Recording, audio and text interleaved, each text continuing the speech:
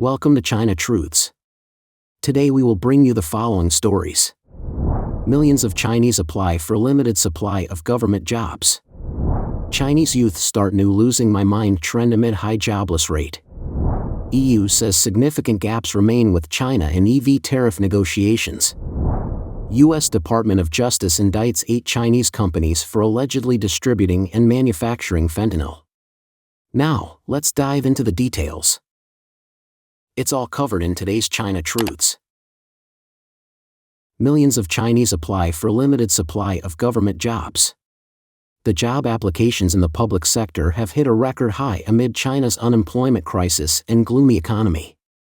For the 39,700 job positions in central government agencies opening up in 2025 in China, 3.25 million applicants are competing, with registrations for China's national civil service examinations already closed on October 24.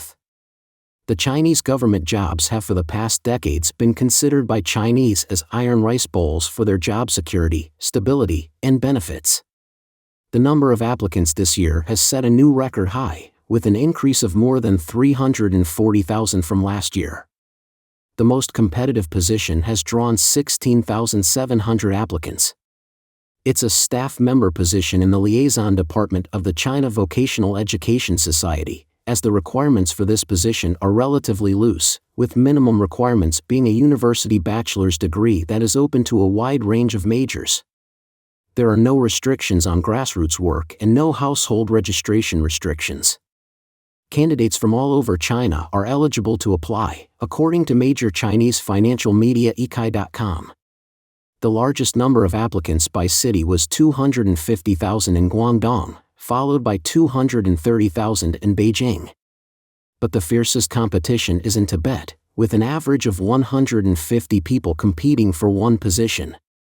Currently, the unemployment rate among young people aged 16 to 24 in China, excluding students, remains over 17%, and the corresponding number of unemployed young people may reach more than 30 million, according to estimates by Chinese media. Meanwhile, China's GDP grew by 4.6% in the third quarter, below the 5% official target and marking the lowest since 2023. The continued economic decline has made the job market even bleaker. In recent years, China's civil servants and government employees have had their salaries significantly reduced, and some have had to retire early, due to the huge government debts that are still accruing. Despite the declining salaries of civil servants, the high unemployment rate among young people, especially the unresolved employment problem of fresh graduates, has prompted many young people to consider civil service examinations as their last option for job stability. Sun Kuoxian, a professor of international affairs and business at Nanhua University in Taiwan, told the Epoch Times on October 26. As to the salary cut of civil servants in many places in China, Sun said it mainly reflects China's economic structural problems and financial pressure. The fiscal pressure on China's local governments has been increasing in recent years, especially due to the impact of the real estate market downturn, COVID-19 control expenditures, debt burdens, etc. The revenue of many local governments is insufficient to support their original expenditure levels, Sun said. The salary cuts reflect the reduction of local government revenue and the increase of debt burden. China's new college graduates reached 11.79 million in 2024, and the expected number of college graduates in 2027 is close to 14 million. Su Zhen, a senior professional in China's capital market, told the Epoch Times on October 26 that compared to the huge number of graduates, the civil service examination for the limited government jobs is basically for show and cannot solve major problems. Moreover, there are many deals behind the scenes. Su said that the lasting high unemployment crisis reflects the severe situation of China's economy caused by the CCP's administrative intervention. The real estate industry has a huge impact on the economy and it started to decline in 2017. The digital economy cannot fill the vacuum left by the real estate recession. Sun noted that Beijing's stimulus policy has not shown any effect on the real economy. At present, China's small and medium-sized enterprises and private enterprises still face financing difficulties, and there is insufficient demand in many industries, thus affecting economic growth and employment growth. When policies fail to bring about new job opportunities quickly and effectively, it becomes a rational response for young people to choose more stable civil service positions. The key is whether China's economy can have structural reforms. Su pointed out that the Chinese economy is a transfusion economy. Once overseas investment and export orders decrease, the Chinese economy will have problems. He said, the decrease in export orders, the withdrawal of foreign capital, and the continued economic downturn have brought about a wave of bankruptcies and unemployment in private enterprises. The internal causes are administrative intervention, the decline of the real estate industry, and the rise of artificial intelligence, which have caused a wave of bankruptcies and unemployment in the private economy. These are like dominoes and have spread to various industries, regions, and aspects. The CCP's economy is already terminally ill. Su advised people who are unemployed and recent graduates to have a clear understanding of China's economy. Perhaps some people still have illusions about it. The current series of CCP operations that are against market rules, such as lowering interest rates and reserve requirements, converting debt into stocks, and establishing a combined police tax operations, are all centered around squeezing the last wealth out of the people. If you don't have a job, perhaps doing nothing and reducing spending is the best option. His suggestion for new graduates is to recognize the economic situation, lower expectations, survive first, be kind to people and things around you, and be tolerant when encountering things. Chinese youth start new losing my mind trend amid high jobless rate. Faced with grim career prospects, China's youths are coping with stress and frustration through unconventional ways. A sense of frustration hangs over China's younger generation as the youth unemployment rate remains high. A growing number of young Chinese are starting a losing my mind trend as a way to alleviate stress and anxiety. China's National Bureau of Statistics announced on October 22 the latest youth unemployment rate, for ages 16 to 24, which was about 18% in September. The number was based on a changed methodology, excluding youth enrolled in schools, following Beijing's decision to suspend the publication of youth unemployment data after the figure climbed to a record high of 21% in June 2023. Tens of millions of college graduates just out of school this summer strain the labor market further. Faced with grim career prospects, a new losing my mind trend has begun to take hold among Chinese youth. Hundreds of posts went viral on social media, with youths posing in hospital gowns at mountains, grasslands, seashores, deserts, and other tourist spots in cities and regions such as Shanghai, Harbin, Sichuan, and Xinjiang, especially during the week-long statutory holiday on October 1, the 75th anniversary of the founding of Communist China. Those posts shared hashtags such as mentally ill, psychiatric dress, curing a depleted mental state, and fun. This way of relaxing has garnered a positive response from netizens, with many expressing a desire to join in. Some China observers say that the Chinese youth's mimicry of a person with a mental health condition serves as an escape from the heavy pressures of life and the draconian rules imposed by the Chinese government.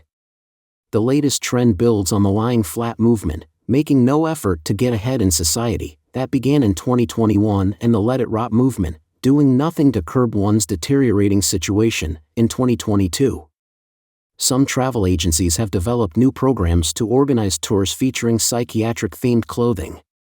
One agency in China's southern Hunan province recently told the Epoch Times that such programs are quite popular among young people. According to one of the agency's employees, who requested to remain anonymous, dressing up in hospital gowns and hanging out with strangers could help their clients forget about their problems. The living and working environments in China are challenging, with people suffering from numerous anxieties and who generally feel very exhausted, she said. Xing Shui, a Chinese writer living in Canada, told the Epoch Times that the hardships of life amid the country's economic downturn have left the Chinese people unable to envision a stable future. She said that in addition to financial struggles, people also live under the Chinese government's long-standing censorship of speech and suppression of dissent, which creates an atmosphere of fear and pressure that affects their daily lives, pushing many to the brink of madness. Since 2020, China's COVID-19 measures have resulted in an outflow of billions of dollars in foreign direct investment and sluggish operations in many industries. Millions of people have been experiencing pay cuts or unemployment. According to official data, net foreign direct investment outflow was about $113 billion in the first half of 2024, compared to a net annual inflow of about $120 billion a decade ago. Quarterly net outflows began last year. However, due to Chinese authorities' past record of underreporting and covering up information, it is difficult to assess the true situation of China's economy. Xiaoman, a pseudonym, lost her job half a year ago. She was a computer programmer in Guangzhou, one of China's most prosperous industrial cities. Some factories in the internet-related industry have downsized, laying off thousands of workers. I'm one of them, and my classmates have also lost their jobs, she told the Epoch Times. Xiaoman said she is still job hunting but feels hopeless. Sun Jiayu, pseudonym, moved from Shandong province to Beijing 9 years ago. She works 12 hours daily as a food delivery worker to support her high school daughter. The number of delivery workers in Beijing has surged threefold, leading to competition and a significant decline in their earnings, she said. Among the newcomers are recent university graduates who, faced with a challenging job market, are turning to this gig economy to make ends meet. In the industry's boom years, Sun said, she earned more than 10,000 yuan, or about $1,400, a month. Now, she earns between 6,000 and 7,000 yuan, or from about $840 to $985. The cost of living in Beijing is fairly high, and I have to scrimp and save to put money aside, she told the Epoch Times. Wage earners in the sales sector also face hardships due to declining consumer demand and consumption. Lu Ming, 25 years old, from Anyang, Hunan Province, works as a livestock salesman. He told the Epoch Times that he cannot financially support himself and partly relies on his parents. Feeling dejected, he said, I can't even get by now. How can I think about the future? EU says significant gaps remain with China in EV tariff negotiations. The European Union said on October 25 that there are still significant remaining gaps in negotiations aimed at avoiding high tariffs on electric vehicles, or EVs, made in China, which are due to take effect next week. The EU's trade chief, Valdis Dombrovskis, held a virtual meeting with his Chinese counterpart, Wang Wentao, on October 25, as part of the ongoing discussion to address Brussels' concerns over subsidized EVs imported from China, according to the European Commission. The principals took stock of the progress made during 8 technical negotiating rounds, as well as significant remaining gaps, a readout of the video call states. They agreed that further technical negotiations would take place shortly. The European Commission is nearing the conclusion of an investigation into Chinese EVs launched by Commission President Ursula von der Leyen a year ago. Preliminary findings released in June have revealed that automakers in China benefit from unfair state subsidies, threatening to hurt the EU's homegrown auto businesses. As a result, Brussels has proposed to impose tariffs of up to 36.6%, on top of the current 10%, on EVs made in China, saying the step is necessary to level the playing field.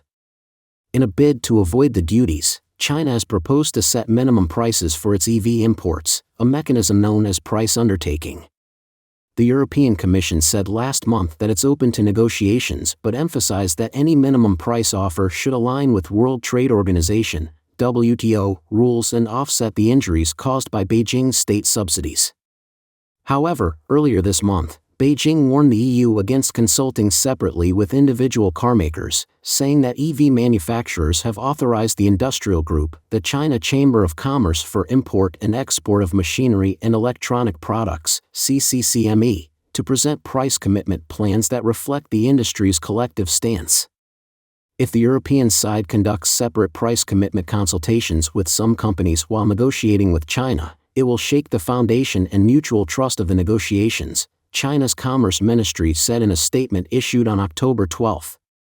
During the video conference on October 25, Dombrovskis emphasized that, per the WTO rules, the possibility to offer price undertakings is open to the different companies participating in the investigation, according to the readout. He told Wang that the European Commission's negotiations with the CCCME do not exclude discussions with individual exporters, according to the readout. If no consensus is reached, the new duties on Chinese EVs will kick in on October 31st. Beijing has repeatedly protested against this move and responded with a series of anti-dumping investigations against various imported products from the bloc, including brandy, pork, and dairy. Following the EU's vote to hike duties on Chinese EVs for the next 5 years, China's Commerce Ministry announced provisional measures targeting EU brandy imports, with French cognac being the main target. The EU has said it would challenge China's decision at the WTO, pledging to confront any unfair use of trade defense instruments against its economy with utmost seriousness. Brussels has ramped up efforts to push back against Beijing's unfair trade policies. According to the European Commission's chief trade enforcer, Denis Riedenet, 75% of trade investigations initiated last year targeted imports from China. That is not a surprise, given the distortions we see there, Riedenet told the European Parliament's Trade Committee on October 14.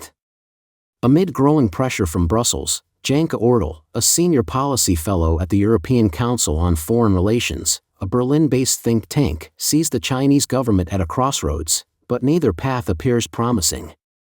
Beijing could start a full-on trade war by increasing tariffs on European imports or by restricting exports of critical goods to select European countries, and see whether this can force member states to oppose Brussels' plans of further measures. Alternatively, it could embed itself deeper in Europe's industrial ecosystem, seek compromise, and adhere to data localization, local content, and financial transparency requirements, Ortel said in an October 25 report. The latter is politically unlikely, while the former may be too costly given China's tottering economy, if member states back Brussels and call Beijing's bluff. U.S. Department of Justice indicts 8 Chinese companies for allegedly distributing and manufacturing fentanyl. 8 China-based companies and 8 Chinese nationals have been charged with federal crimes related to trafficking synthetic opioids and fentanyl precursors, the Department of Justice, DOJ, announced on October 24. The defendants openly advertised their ability to thwart border officials, used evasive tactics such as mislabeling the contents of shipments, and had shipped a stable supply of precursor chemicals to clients in the United States and Mexico for years, according to the DOJ's press release, citing the unsealed indictments. The global fentanyl supply chain, which ends with the deaths of Americans, often starts with chemical companies based in China, Attorney General Merrick B. Garland said in a statement, according to the press release. Mexican cartels have been buying precursor chemicals from China and then combining the chemicals into fentanyl and distributing them to the United States. In order to break this critical link in the fentanyl supply chain, the Justice Department has aggressively investigated and prosecuted these companies. We will continue to target every organization and individual that fuels the deadly drug trade, Garland added. In May, the International Journal of Drug Policy published a report saying that law enforcement seized more than 115 million pills containing illicit fentanyl in 2023, an increase of 2,300 times the nearly 50,000 seized in 2017. Derek Moutz, former head of special operations at the Drug Enforcement Administration, DEA, told the Epoch Times last month that the Chinese government is using drugs as part of its unrestricted warfare game against the United States. For the third time in over a year, DEA investigations have resulted in charges against chemical companies and individuals in China who we allege are supplying chemicals to the cartels to make deadly fentanyl, DEA Administrator N. Milgram said in a statement. While they may go to great lengths to try to evade our detection, DEA will use every tool and authority we have to save American lives.